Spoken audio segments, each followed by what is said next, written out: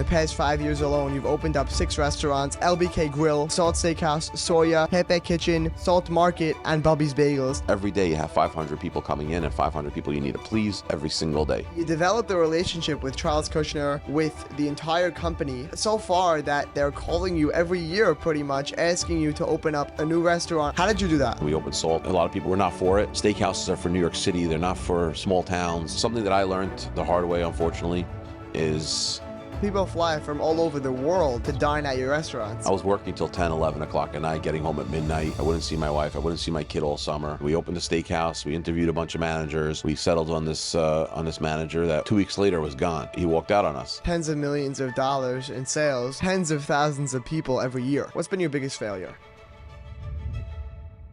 My guest today has an insane story. He went from making over 100 grand selling underwear on eBay at 16 years old to running a foreclosure cleanup company that brought in millions a year by the time he was 18, to owning a hospitality empire that draws customers from all over the world.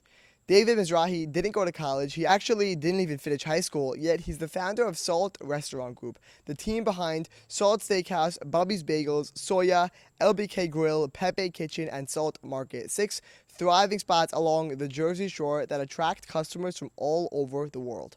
Here are some of the highlights of this episode.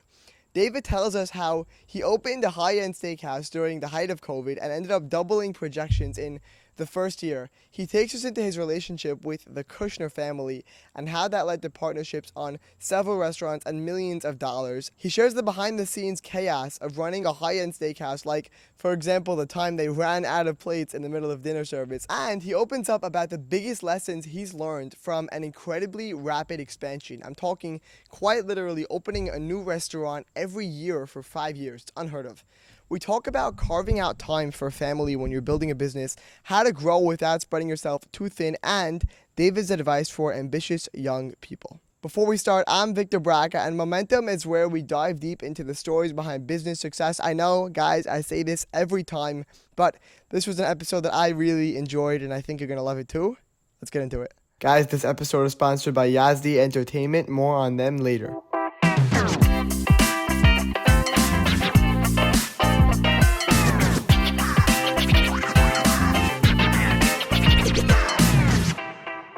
David Mizrahi, welcome to Momentum. Welcome to Salt Steakhouse. It's great to be here, and I usually say, thank you for coming, but thank you for having me in your restaurant.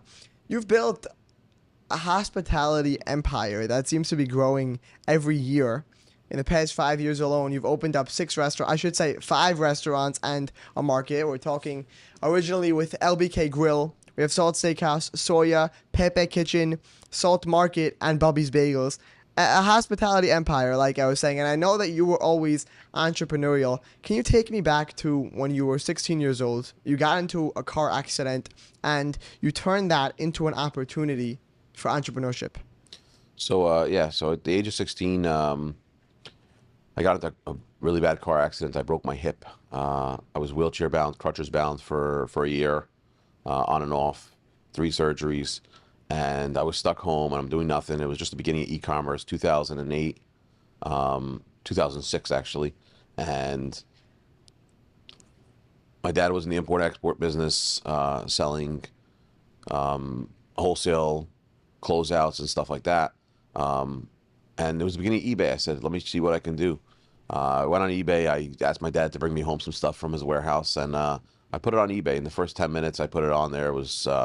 it was underwear, brand new underwear, and it was closeouts, but they were expensive underwear. It's $100 for 5 pairs, and I was selling them for, I think, $30 for 5 pairs, and I didn't even know what I was doing. I just put them on. I said, let me price them at $30. Sold it instantly. I asked my dad what it cost him. He said $10. I said, all right, I'll sell it for $30. Sold it instantly. I ended up raising the price to $50. I sold out the whole shipment on eBay, which was a great feeling, to see, hey, look, I took something that, was. And I retailed it. So, you're going to make a lot more money retailing from a whole, product. And you were 16 years old. How much money did you make? So I did over $100,000 in sales in a couple months. For a teenager. Yeah. That's a lot of money. Yeah. I mean, I had the cost of goods, but and I had to split it with my dad. But yeah, we still brought in a bunch of money. At this point, you're 16 years old.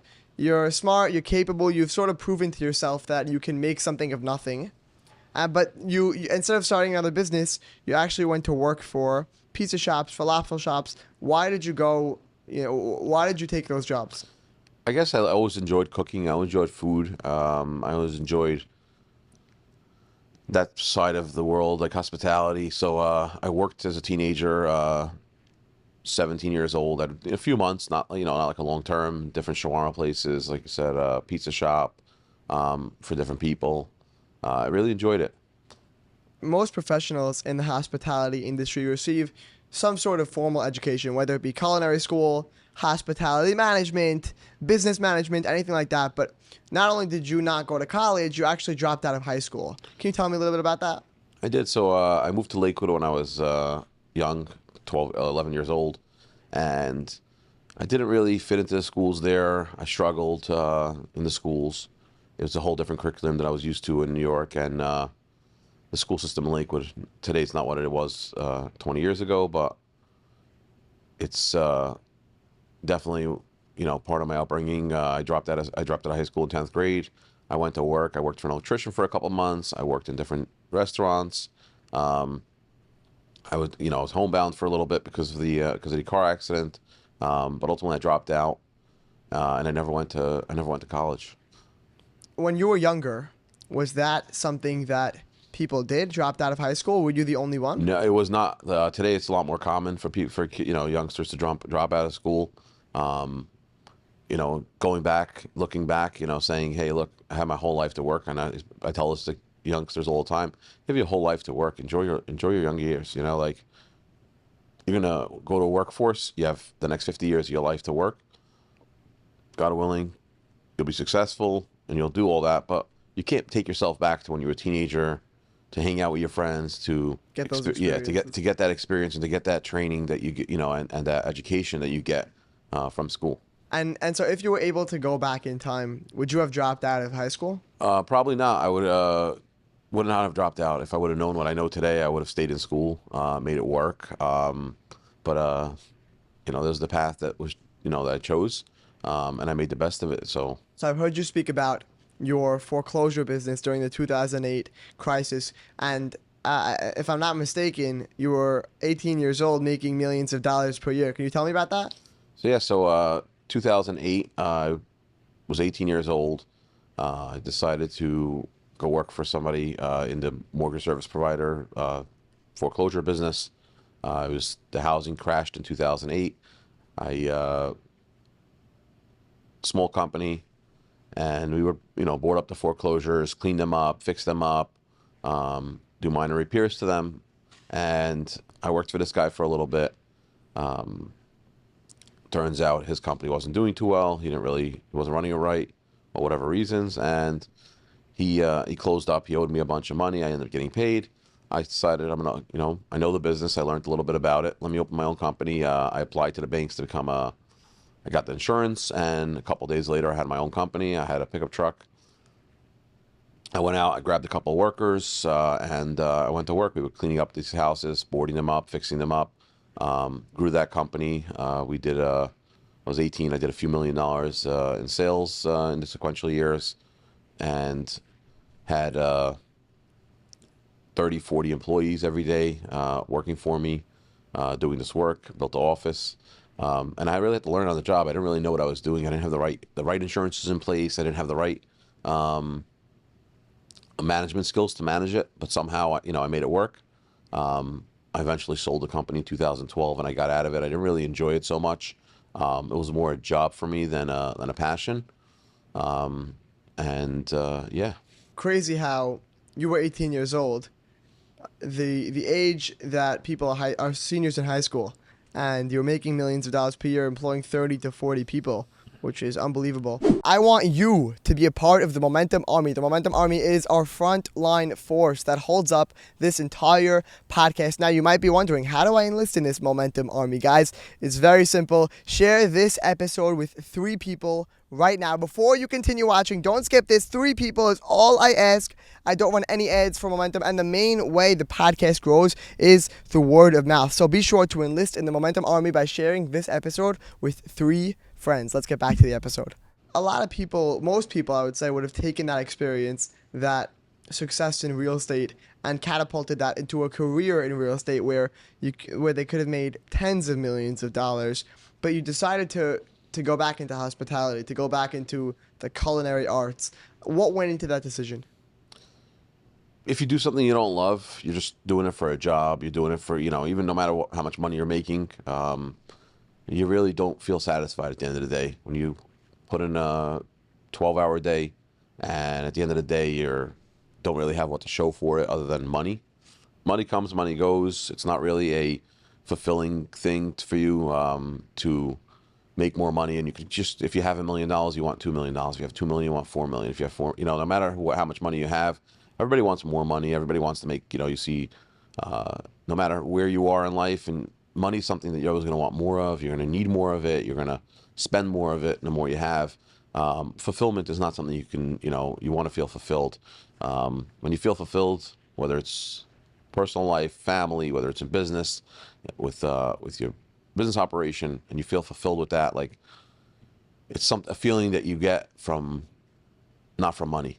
So yes, I was making a lot of money, but I didn't really feel fulfilled. I wanted to get out of that. And I said, let me try the restaurant business. I bought a failing restaurant in 2012 after I sold my foreclosure company. Crazy story how I sold my company in 2012.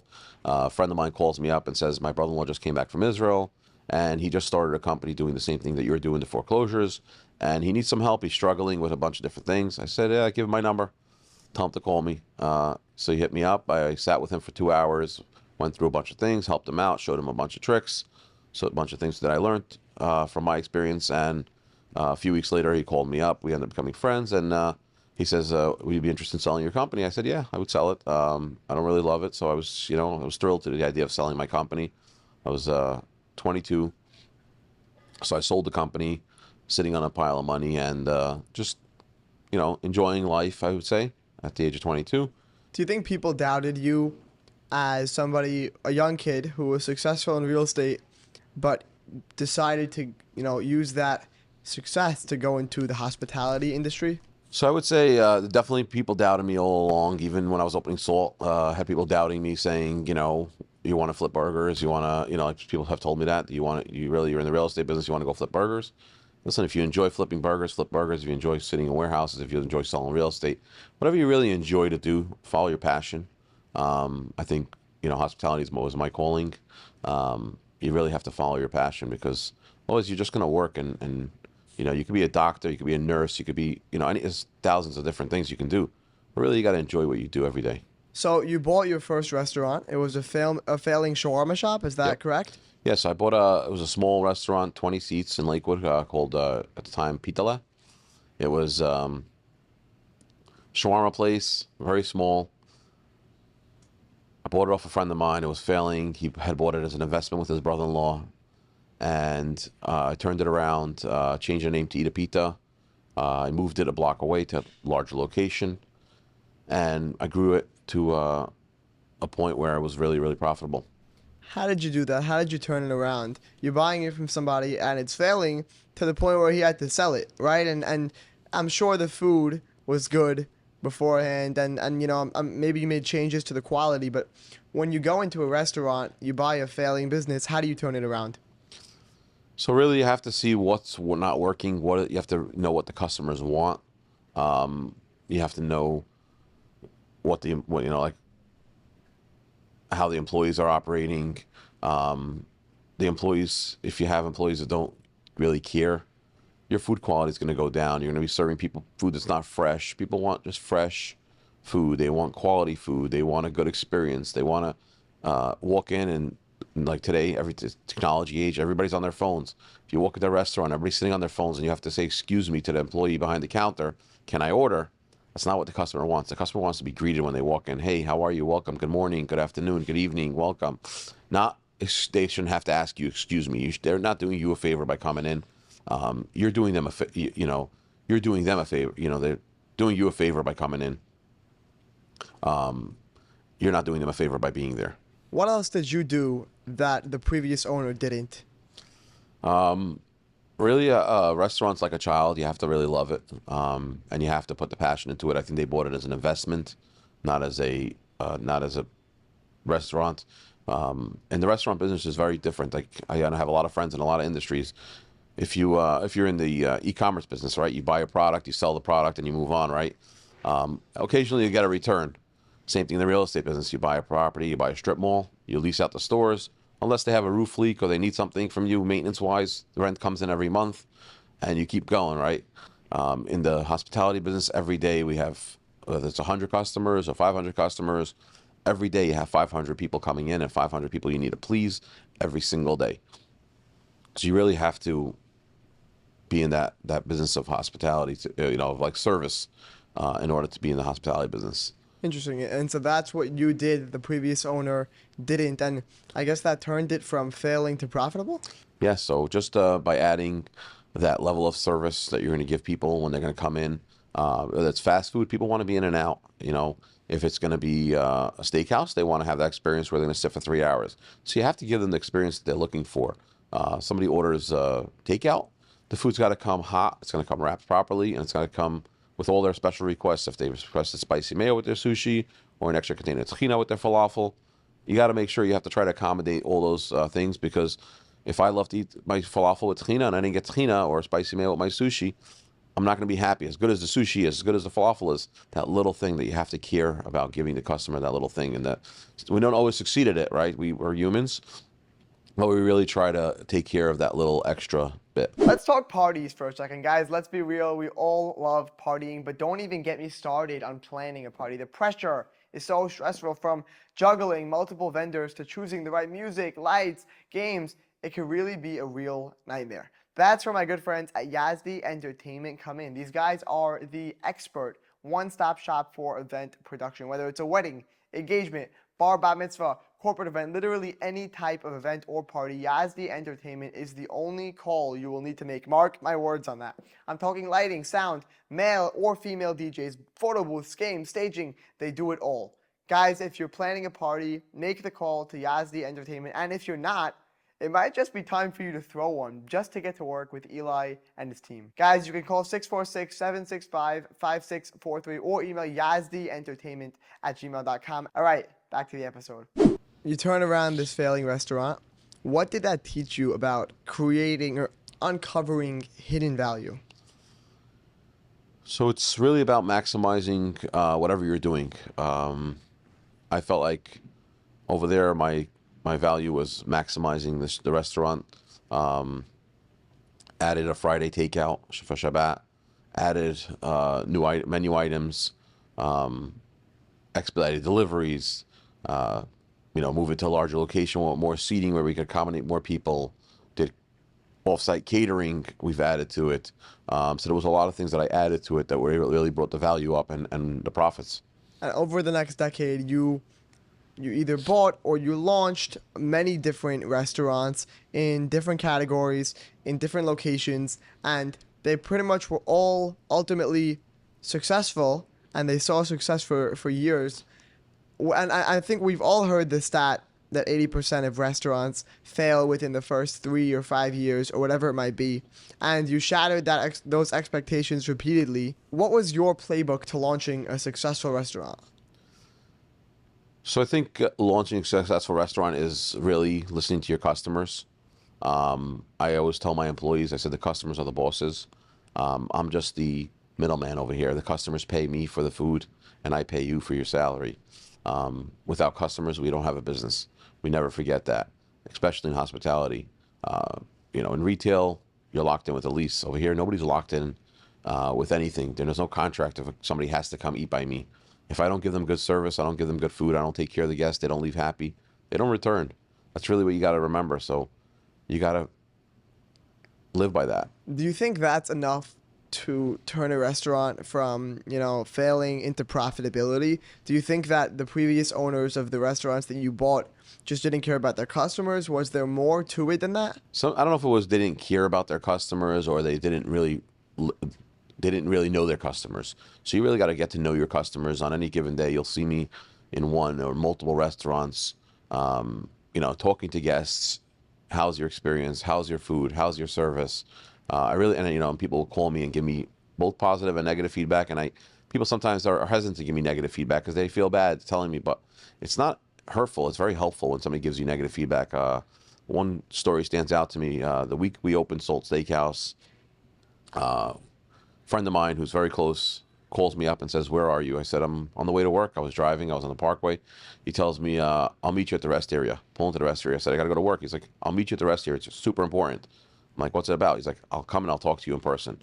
And he comes to my car and he tells me, he goes, "I was there by you last night, and the experience was terrible." He's like, "I waited 45 minutes for my food. Nobody was happy. The waiters didn't know what they were doing. They didn't get my drinks. At the end of the day, they gave me a bill. I paid. I'm not happy." He goes, "But I don't care. I don't need the $100 that I paid you or whatever it was." He's like, "It's really, I want you to succeed, and you have to make sure the customer experience is perfect." We weren't even open yet. We were still doing friends and family. This is a friend of mine.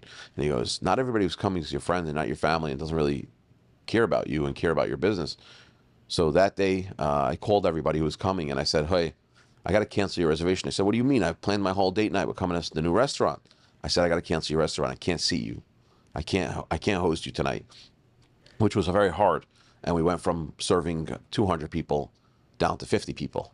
I said, "Okay, we're going to go back to 50 people." And we slowly grew from 50 people, 75 people, 80 people, 100 people on how many we can service and how many we can, nail down the food on, how many we can nail down the service on, how many can we give them that experience they were looking for coming here to receive the proper experience. Tell me about a call from somebody at the Wave Hotel and how that sparked the conception of LBK Grill. So in 2019, pre-COVID, I get a call from one of the executives, one of the people at Kushner Companies. He says, "Look, we built this brand new hotel at the Wave Resort in Long Branch, and we have a couple of food operations here, and we think that it'll be a good idea to make one of them kosher. We don't know what concept, but we think that having a kosher option here would bring more people, more, kosher clientele to Pier Village. And we were referred to you by a couple different people that you might be the person to be the right operator for us." I came in, took a look at it. 2019, I came with my wife. I met the Kushners, and that's where the relationship really started. We looked at the space where LBK is. Ultimately, we decided, okay, we'll open in the spring for 2020. 2020, COVID happened. It was scary. I mean, nobody's opening restaurants 2020, COVID. Very hesitant. My wife pushed me to do it. She's like, "Look, you have the opportunity. Why don't you take it? Why don't you go for it?" And one of my restaurants in Lake was the Revolve was closed.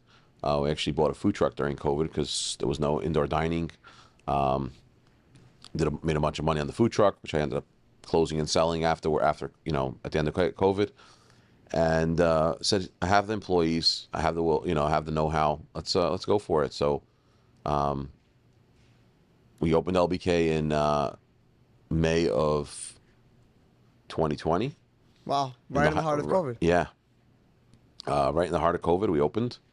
And as you can imagine, COVID, we built projections for it. We built a menu. Week one was crazy over there. The amount of people that were coming to the shore, there was nowhere else to go. So if you were in Brooklyn, the schools were closed. There's no reason to stay in Brooklyn. Let's extend the summer, go to Deal, right? Everybody came down. There was no traveling, right? COVID. There was no flights anywhere. There was no Mexico, no Greece, no France. Everybody was coming to the shore. And we had to really, really change our whole concept that we originally built. We had this little DIY sandwich, you can choose a burger, put an egg on it, put some toppings on it, and we had to change our menu to streamline it to handle the crowds, I should say. Why didn't you delay the launch 1 year? I think the hospitality industry was the space that was most affected during COVID. Why didn't you, what went into the decision of keeping the launch date May of 2020? So I came down to the shore to look at it, and May 2020 and the beginning of May. And I was hesitant. I was very hesitant to open up another thing. I had a restaurant that was closed. And like you said, the hospitality business was failing then. It was a disaster. And I saw the crowds here. I said, "You know what? Look how many people are here. These people, everybody has to eat. And this is a great opportunity because it's all outdoors."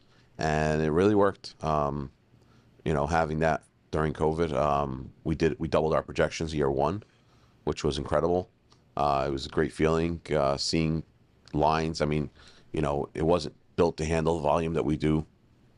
We didn't build the kitchen. We inherited it, and that can be a struggle sometimes when you take over a restaurant or anything that you're working with somebody else's design and somebody else's idea. So you have to, how do I incorporate that into my design and my idea to serve the guests? So, for context, for anybody watching, Kushner Companies owns Pier Village, which is the complex that houses all of your restaurants.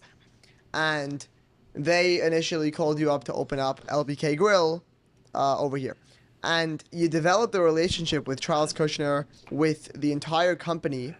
And so far that they're calling you every year pretty much, asking you to open up a new restaurant, a new market, a new store over here. How did you do that? So I remember year one, I was here in LBK. We saw the demand for the kosher here, obviously doubling our projections.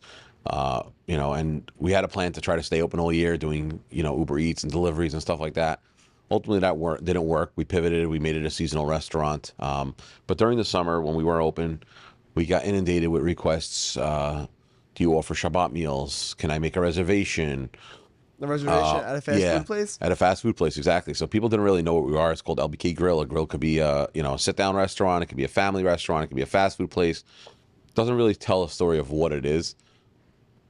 And they, at the time, Kushner was developing the new the retail building where Salt is, and they approached me. I think it was mid-August. Was the first approach, and they said, "Come, let's go across the street and tour the space across the street." Mid-August of 2020. Mid-August 2020. So this is still in the pandemic. So I guess they saw what you were doing. So LBK opened in May. I guess they saw what you were doing, how well you guys were doing over there, and within 2-3 months they were already calling you up to check out a new space. Yeah. So they exactly. So they came. They said, "Let's go check out the new space. Let's put our full restaurant across the street." So I said, let's go. I reluctantly, I looked at it. I came up with a plan. We came up with a name. I brought in a designer, brought in a contractor, and we built Salt Steakhouse. We needed a lot of help, so I'm very gracious for a lot of people who have helped me along the way. A lot of people were not for it. We said, you're opening in a seasonal place. There's never been any big restaurants in Deal. Steakhouses are for New York City. They're not for small towns. It's a big investment. It's scary to invest so much money and you don't know, right? So you can build, like you said, a lot of restaurants fail. It's one of the most failed businesses is the restaurant hospitality business. So you're investing all this money. How much money does it cost to open up a high-end steakhouse? It's in the millions. It's in the millions today to open a restaurant. Wow. That's a ton of money. Yeah. And so you had backing from the Kushners. You had backing from, I guess, friends and family. Did you feel comfortable taking other people's money for a project like this, or was it nerve-wracking? It is nerve-wracking borrowing money from people or taking money from people to do something. It's a big risk. It is a big risk. How'd you deal with that? It's really just taking it day by day, pushing ahead and saying, look, we're going to get this done. We're going to get open. And seeing the success of LBK, seeing the amount of requests that we had, we said, we definitely going to have the summer. It's going to be crazy here. If the winter's going to be a little slower, okay, maybe we'll even close a few nights in the winter, if we're not super, busy in the winter, right? We started off, we took a smaller space, and we've grown, added on the sushi bar and lounge. We've added on the market this 2024, and this year now we opened Soya because we see the demand for kosher and fine dining in Pier Village. I think this would strike anybody as a very rapid progression. You opened up one restaurant, then pretty much every year since then you've opened up another restaurant or Salt Market. Did you ever feel like you were expanding too quickly? I mean, you opened up LBK, and within 1 year you opened up a high-end steakhouse that, for most people in the hospitality industry, if they have a high-end steakhouse, that's their entire business, right? But that's only 1/3, 1/5 of your portfolio. Tell me about expanding too quickly. So yeah, I mean, it is scary to expand quickly or to expand at all because you have something that's working, and now you're going to add another element to it. How's that going to affect it? You know, we used to open Pepe, which is you know, somewhere fast casual Italian eatery, pizzas, pastas, fish. Um, it's a small place, and we said, what's that going to do for LBK? Was the only option for lunch, right? What's that going to do to LBK? And we've only seen as you add more, there's more options that we have, the more people that come to the area. So you might think that you have a total amount of customers and opening more restaurants would be competing with yourself. That's not the case. In general, that is the case. Over here, we are blessed that we are a destination. So people are coming from all over. We're drawing an audience, kosher clientele and non-kosher clientele from around the world, I would say. We've had people here from almost every country. But on a general basis, we're drawing from Lakewood, we're drawing from Brooklyn, we're drawing from even White Plains, from Teaneck, from Cherry Hill, Baltimore. And People are that's only coming, the local destinations. and that's all correct. People fly from all over the world Yes. to dine at your restaurants. Was there ever a moment where you felt like you were spreading yourself too thin? So I do feel like that sometimes, where I spread myself too thin. Thank God I have a good team, I have a big team, and we continue to grow. I continue to add more people to my team to help us grow in the right, you know, in the right financially stable manner. It has to be responsible growth. You can't just, you know, I mean, there are restaurants, unfortunately, that have grown super quickly and the sales were not there to support it. And just because if I had every investor who came to me and said, come, let's go open a restaurant, whether it's in Miami, in New York, in DC, in LA, I mean, around the world, in Israel, I could have a restaurant in every town in every country. And I'd have investors throwing money on it. But is that responsible? So you have to really, you know, think long and hard about it. You have to research the market. What does the market need? What is the market? What can the market sustain? So there's a lot that goes into that side of things. How do you manage 5 restaurants in one area? Do you have partners for each one? Where's the breakdown? So I'm still learning every day on how to manage it. Like we spoke about, I never went to college. It is a struggle every day on learning how to manage 5 places and having a manager in each place that's competent, that's honest, that you can rely on. And not always do you find that. You know, day one, we opened the steakhouse, we interviewed a bunch of managers, we settled on this manager that 2 weeks later was gone. What, 2 weeks after the launch? 2 weeks after we launched, he walked out on us. What does that look like? He walked out on you?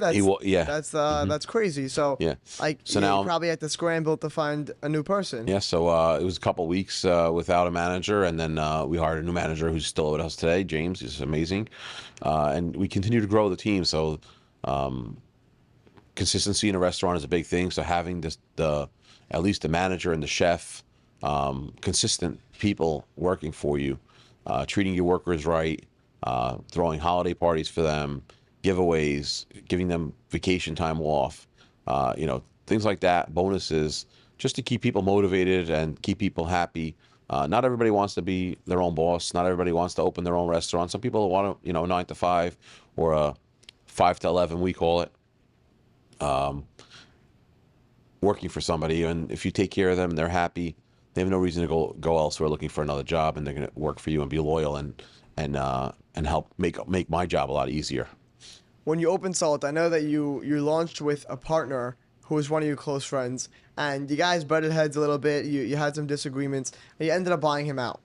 Yep. What did that teach you about, first of all, who you choose as your partner, but also going into a partnership with potential exit strategies from the onset? So people call me all the time. They're going into business no matter what it is, whether it's a blinds business to a restaurant. People will call me and say, hey, look, I'm doing this. And people look up to me and ask me for advice. And something that I learned the hard way, unfortunately, is make sure you have an exit strategy. It's not a marriage where you have kids involved. There's only money and a business involved. And even in marriages, people sign prenups, because if you can't come to an agreement today when you are friends of how you're going to exit, if you need to exit, if there is a dispute, how do you handle that dispute, work through all those work through all those things when you're friends, because when you're fighting, there's no way you're going to work through those things. So that's something that really taught me from that on on how to uh, on how to operate. And when you're choosing partners now, are you less inclined to go into business with somebody who's a close friend of yours? So that definitely is a factor. I try not to do business with family and close friends, because there is, there's some people, like the chef is a partner with me. We've been friends for 20 years. I got him his previous job where he worked for 8 years, and now he's here in Salt for 5 years.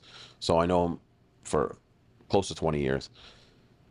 And it's a struggle. You don't want to lose your best friend. You're gonna lose your business partner. You're gonna lose your friend, or a spouse even, or something like that, or a family member. There are many families that are torn apart by business decisions that can be totally avoided.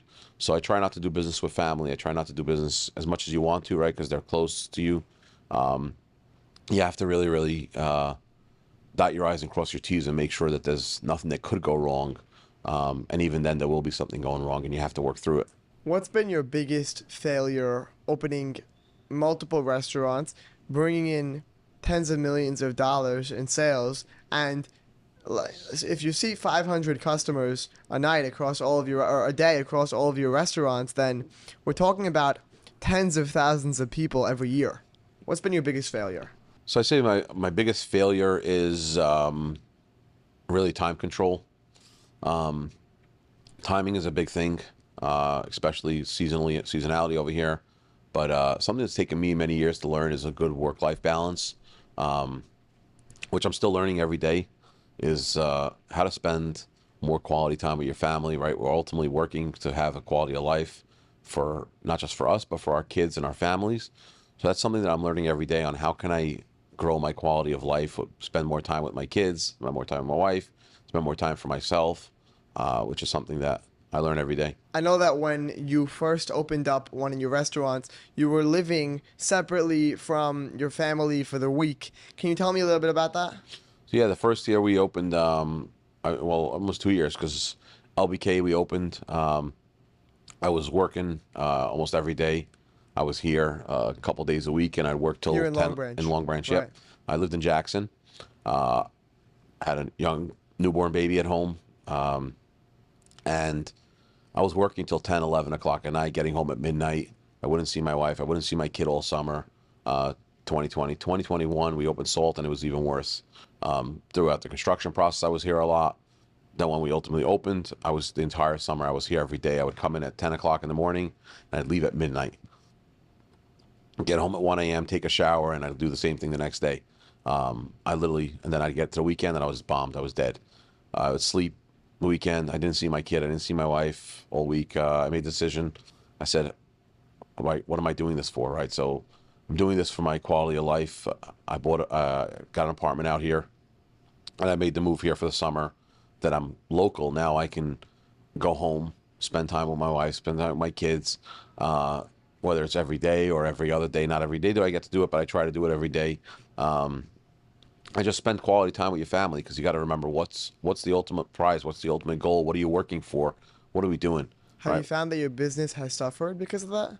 I don't think so. I think if you put your mindset into it, and you can't be always everywhere, right? So having multiple restaurants, having multiple businesses, you can't be in every place at every time. So listen, it's all about how you choose to spend your time. Looking back, because I think it's easy to say where you are now, successful restaurants, that you made the wrong decision by being apart from your family for the week. And I think, holistically, you might be right. But do you think that your success or your business would be where it is today if you didn't go through that? It's very possible it wouldn't have. It could very possible. I didn't, I don't know, but it's very possible if I wouldn't have put in those work, I wouldn't have put in those 12-hour days,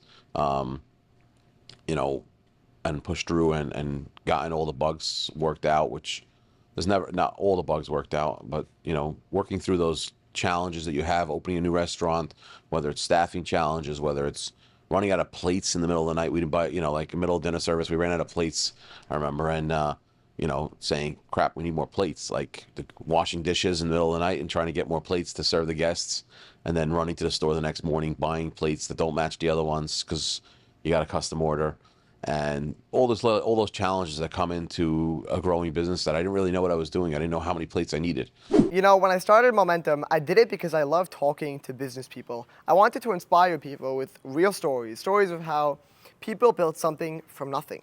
But what I didn't expect, not in a million years, is how much those episodes would mean to the families of my guests. I've had people reach out to me and tell me, Victor, I watched my dad's episode 3 times.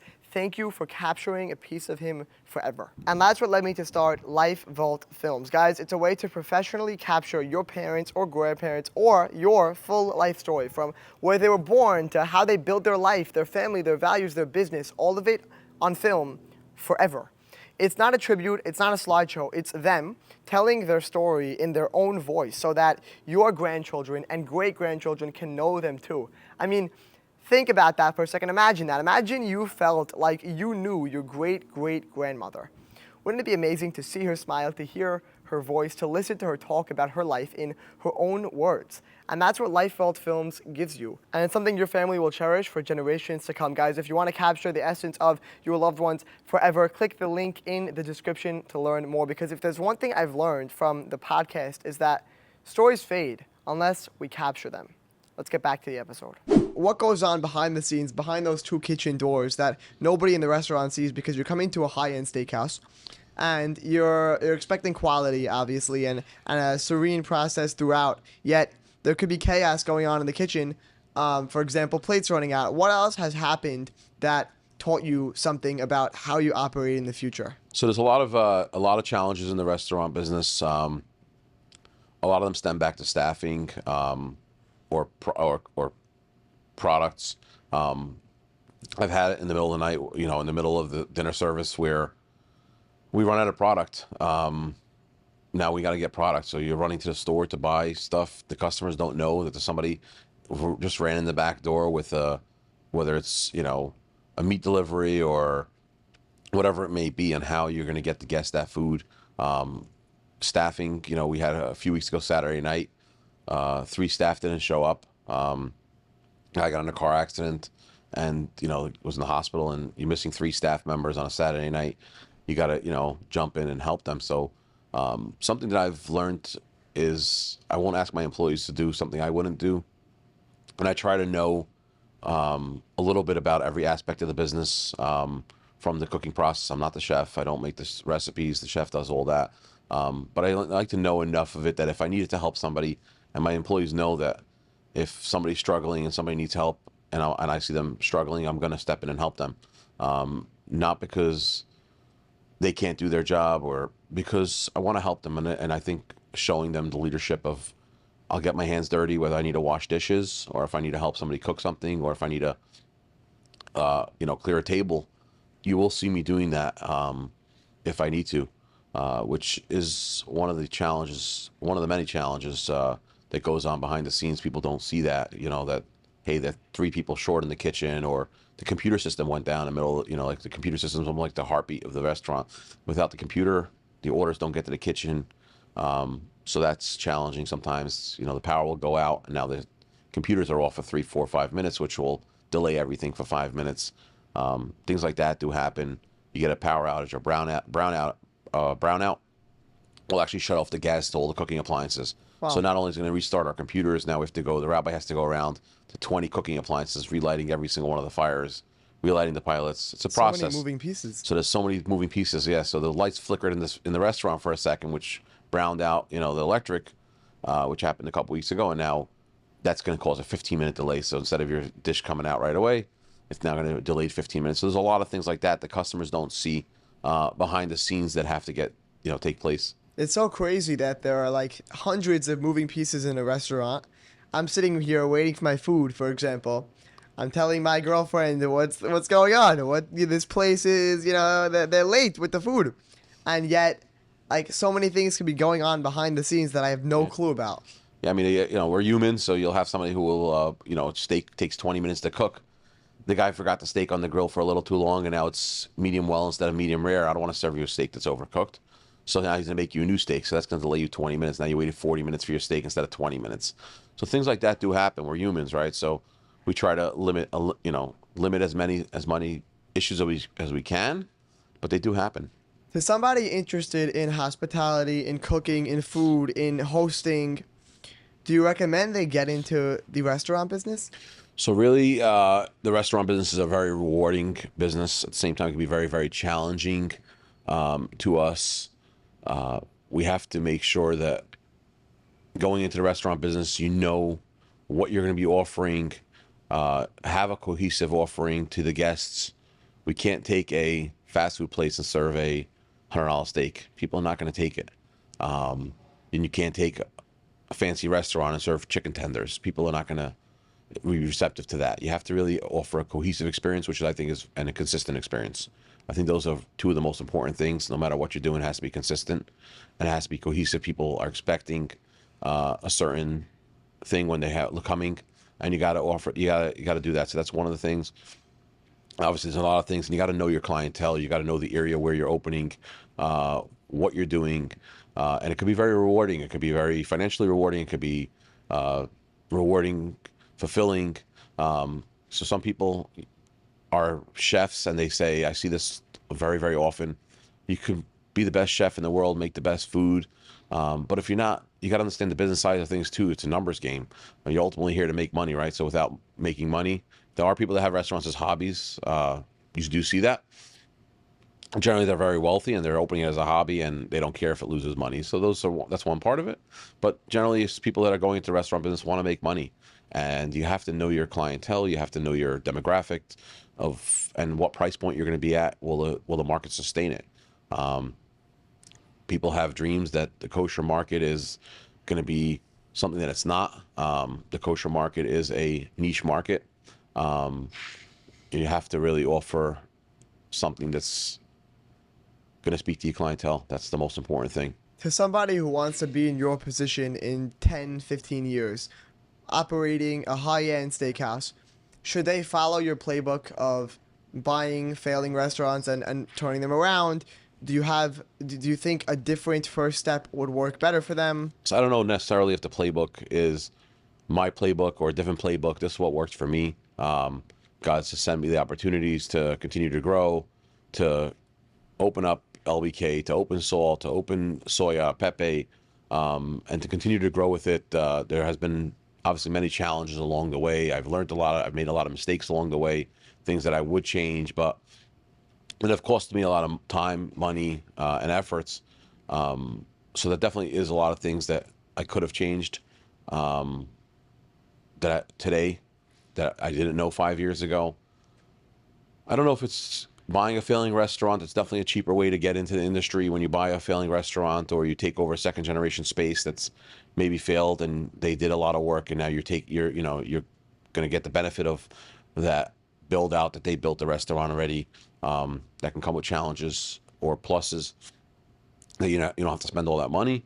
But there's no right or wrong way. So there are people that will go to college for 4 years, 8 years, and decide that that's not the industry that they do want to go into. There are other people that will go into business and close the business down. It's businesses, whether they're successful or not, it's not really what they want to do, and pivot. So it's not.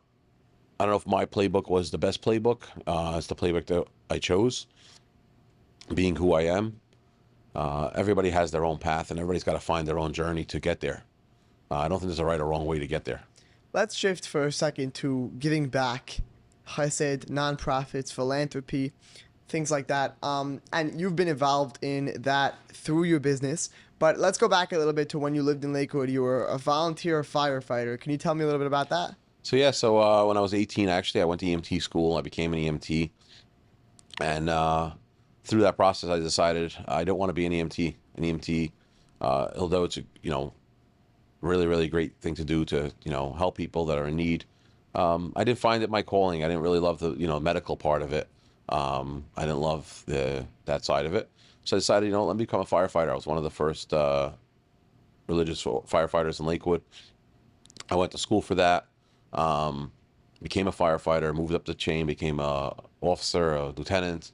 I took an elected position as a commissioner. You had to run a campaign? I did. Yeah, we had to run a campaign. I became elected, an elected official. And that's all volunteer? Yeah, it's all volunteer. So it was volunteer on call. whenever they needed me. I would, go. I was a driver. I was an operator of the truck. Um, so I did that from when I was almost 19 years old until 2022. I was diagnosed with Hodgkin's lymphoma, and that's What when is that? it's cancer. So 2022, I was diagnosed April. That's when I went on my last call, and I gave up the firefighting. And it was really, really rewarding. That adrenaline rush that you get, that I got, becoming a firefighter I really enjoyed it. Tell me a little bit about how you incorporate giving back into Salt Steakhouse, into LBK, Pepe, and Soya, and just your entire operation as it is today. So I think it's built into our genes as Jews to give back. Whether we're giving back in monetary form, we're giving back in time. Anytime I can help somebody who needs help, I try to help out. Whether it was with firefighting, or whether it's somebody who's going through treatments and I get calls and they need a night out and they need to clear their head, or I try to help out and donate to those causes, whether it's, the schools and the growth of the community over here in Deal that's going on. I'm involved with some of those type of things and helping out any organization really I can. There's so much chesed going on, from Chinese auctions to bake sales to all these things that, God has given me this platform of the restaurants, and as much as I can use that to help somebody, or help an organization that's helping people, I try to do that. What I want to know is what's next for Salt Restaurant Group. You've opened up 6 locations, restaurants in the past 5 years, which is unbelievable. What's next? So only God knows what's next. We have people banging down our doors, calling me on the daily. Come to New York, come to Miami, come to DC, come to Vegas, come to LA. So, again, responsible growth is the name. I have a folder in my email box called future inquiries. And I file all those emails and I file all those people that are calling me. So we'll see when the right opportunity arises, to grow financially responsible and physically responsible. Obviously, you got to keep in mind, growth is not always the best thing, right? It might be good for financial, but might not be good for my family or for me, for my quality of life, right? So I don't want to be flying around the world, going to different places to operate different restaurants, or running to New York every day. There's people telling me, come to Brooklyn. We need you in Brooklyn. We need you in Brooklyn. We need you in the city. You know, maybe I can be very successful over there, but is that really what I want to do? Is that my passion? So really, I have to be passionate about whatever I'm going to go do. I know that the franchising model is very popular among American restaurants. Does that exist among highline kosher steakhouses? So there's a few franchises that have opened and failed. I don't think any of them have lasted long term. Most recently, Patisse Bakery, they opened, I think, 13 locations, and they failed, I think, and then they were sold, and then they failed again. So really, I think they were just scaling and scaling and scaling. There's other brands that are scaling and franchising, and I really hope they're successful, because it hasn't been done really in the kosher world. Years ago, you had Dougie's. Doug Sokoloff was a friend of mine, and they franchised, and a few of them are still open, but most of them have closed. So it is scary. But those are to even think of faster, that. more casual, cafe style places, or Yeah. barbecue and grill. Is there anything like a steakhouse? Not that I know about. I mean, you had Carl's and Gabby's a few years ago that has scaled, and they opened a bunch of locations, Miami, Lakewood, a couple in New York, and some of them closed. So that's always the challenge. McDonald's opens hundreds of locations, right? Thousands of locations around the world. They have obviously major market research they put into it, and they do fail. You see closed McDonald's. So, but obviously they're opening on a much larger scale. They're catering to a much larger customer base than we are as a kosher restaurant. So they have the percentage of them that close, but there are many non-kosher franchises that come and go as well. If you had to choose one moment from your entire life that encapsulates you gaining momentum What would that be? What was your momentum moment? I would say walking into the dining room when the restaurant was filled up with people that were enjoying and having a good time and drinking and eating. Walking in and seeing that, a full dining room, people waiting at the door to sit down, and a waiting list of people, 100 people that we couldn't serve, or 200 people we couldn't serve because we don't have enough, capacity for them. And seeing that was really, really, like, that's really, I think, the most rewarding part for me is seeing that, and seeing people that are coming in and saying, look, I haven't eaten in a kosher restaurant in 5 years because of the quality of kosher food, or because of the quality of the kosher experience that there is out there, and your restaurant is phenomenal, and I'm here now every week. You've bought me as a customer. So I think that's very rewarding, seeing people eating kosher and really enjoying it, that we can offer them a kosher experience that is on par with what you'd find in the non-kosher world. David, anything else on your mind that you want to share with the audience? Life has challenges. We move backwards. I've had a lot of unfortunately medical challenges, going through treatments. My treatments fell out right in the middle of the summer.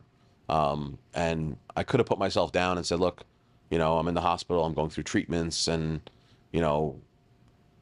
lay in bed all day and feel like a sick person, or I can get myself up, get dressed, and go to work and push through it, per se. Sometimes I was weak. Sometimes I was, I didn't want to push yourself through, and really whatever you're going to put your mindset to is what you're going to do. If you put your mindset to completing a project, you're going to complete it, whether you stay till 2 o'clock in the morning to complete it or whatever it is. But really, life's about a mindset of where you want to go, a mindset of what you want to do, of who you want to be. I don't, try to be very humble. God has blessed me with this, and I try to tell everybody that, no matter what you're going through, God has a plan, whether it's in business, whether it's in relationships, whether it's in financial stress. Everybody has their own challenges. You look at somebody else and be like, wow, that guy's doing so amazing. You see me in the restaurant, you had no idea that I just sat through eight hours of chemo, right? People don't know that. So everything looks like it might be great, but you don't know what's going on behind the scenes with anybody. People are very wealthy, and people are poor, people are sick, people are healthy. You don't really know. Never judge a book by its cover, really, I say. I treat all my customers equally, regardless of what your financial worth is, regardless of how you dress, regardless of, it's really about how you act as a person. I try to, treat my employees with respect, treat my customers with respect. I always try to do the right thing. If a customer is going to complain about a steak that's overcooked and it was actually overcooked, I tell my staff, I said, don't argue with them. There's no point in arguing with them. I'm not here to take their money if I didn't give them what they're expecting. Let's give them another steak for them, remake it for them, make sure we have happy customers, and that's the ultimate goal over here, to have happy customers and continue to grow the business. David, thank you for coming on, for sharing your story, your experience, your successes and your failures. I think it's going to inspire a lot of people. Thank you for having me on the podcast. I hope you continue to do this and continue to inspire people, do what you love, do your passion. Success and failure are both going to come. Not always is you're going to succeed, and just keep pushing. It's just all about, I can't say this enough, it's all about the mindset that you put yourself in. It's all about on how much you're going to push yourself and be a better person, be a better husband, be a better father, be a better, boyfriend, a girlfriend, whatever it is. Just do the right thing always, whether it's in business and personal, and God will send everything else to fall into your lap. Amazing. Thank you, David. Thank you so much. All right, that's a wrap on David Mizrahi. I hope you enjoyed. And here are 3 lessons from David that you can take into your own life. Number 1, customer experience is everything. In the hospitality industry, it's about transporting people the moment they walk in. Every detail, from lighting to the music to the greeting, should make them feel like they've stepped into an experience, not just a restaurant. If you're selling a consumer product, the magic lies in how it reaches your customer. Packaging, unboxing, follow-up, every touch point should make it feel special and worth remembering. And in a service-based business, the experience is the relationship itself. From the first call to the follow-up to the final delivery, every interaction should leave your client confident, cared for, and certain they chose the right person. The bottom line is, as David taught us, customer experience is number one. Number two, expand rapidly but responsibly. David's expansion is one of the fastest I've ever heard of. 5 restaurants in 5 years and one market. 5 restaurants and a market. 6 ventures in 5 years is insane, but he was strategic about it. All of them are in the same complex, so he doesn't need to travel constantly. Each fills a different niche, attracting its own audience, and he's built strong teams so the business can scale without him micromanaging. And just as importantly, he's turned down offers to open in other cities when the timing wasn't right. Rapid expansion is great, but make sure to be smart about it. And number 3, family. Guys, there's no better person to speak on this than David. He essentially didn't see his wife and kid for 2 years. And yeah, the business grew, but the cost could have been devastating if he hadn't course corrected. He made the investment to move his entire family closer to work for the summer, because if you never see your wife or if you don't know your kid, what's the point? Guys, if you made it this far, tell me in the comments below how you like your steak cooked. I'm personally a medium guy, but I think we might get into some heated discussions down below in the comments. Looking forward to interacting with you guys down there. And if you enjoyed this episode, you'll love my conversation with Ray Towell. Ray runs a hospitality company focused on catering, pulling off huge events like feeding 1,200 people at a time for 10 days straight, and even cooking for President Trump. Guys, check out that episode by searching Momentum Ray Towell on any platform or by clicking the link in the show notes. That was really one of the best episodes that we had so far. I got great feedback on that one. Momentum Ray Towell or the link in the show notes. And with that said, thank you for watching. If you enjoyed, feel free to call me up and take me out to a steak dinner at Salt. I would even be so kind as to let you pick up the check. I know, I'm such a kind soul, but really, in all seriousness, thank you for watching, and I'll see you in the next episode.